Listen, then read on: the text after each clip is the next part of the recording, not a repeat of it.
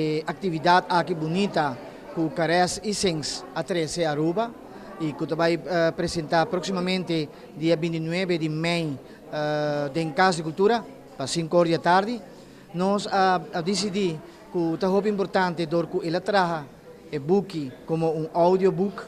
que dor de que o cliente não de favi tem uma limitação de mira,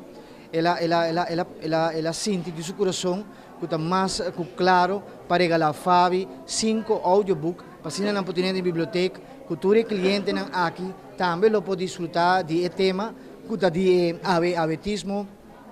de art of living, importância de conscientização arriba autismo e também eigenlijk sua apertura de sua alma, que também traz de sua autobiografia arriba cenário. Mi tinha problema com minha vista, então tem uma grande mabihança, porque meu hamburger chiquito também tem problema com sua vista. Então esta tem 10 anos, 9 anos passar, que 9 anos passar, mas aqui com meu problema tá com não por bem meio na escola. Tá problema muscular que boa não tá traga para eu, que men sempre botar aí nota dislexia, botar aí vista tá assim aqui, que men sempre botar double, bono por midi distância, ni diepte, ni breedte.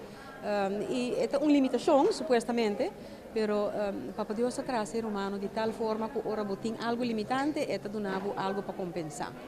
Então, sabendo que me tinha limitação e dificuldade para ler, mas corre fora de princípio que o book que me produzi, e produzi na audiobook para gente, maneira amigo que tem dificuldade para ler, também por desfrutar de mensagem que me tem para compartilhar. O qual que encorajame para esse projeto é hecho que ma experienciada em vida com limitação não tá invitação para superar. Essa é a motivação atrás de gente produção como assim. Então, é book tá me apresentei na Corsou Cava, então me apresentei aqui não, pero em forma de show, que é one-woman show, com música, me tem Arnel Salzbach, riba piano, Conky Hallmeier, riba steelpan, Isabel Schmitz, tá essa percussão, então é totalidade de gente, é história de vida como me conta, tá musicalizar, mas é bonita, botar aí a chant, botar aí a história, botar aí a canto.